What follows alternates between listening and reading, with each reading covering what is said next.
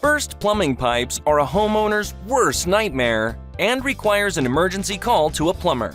This issue is often preventable by following recommended plumbing maintenance practices such as insulating your pipes and inspecting them regularly. Freezing, clogging, corrosion, and even two disc-like metals touching are some of the possible causes behind plumbing pipes bursting.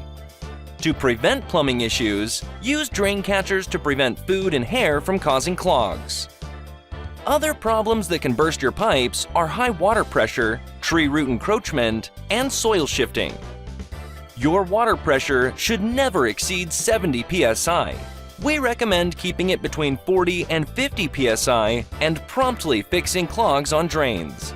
A clog can cause head pressure to suddenly build up in your drainage pipes, exposing faulty glue joints or defects.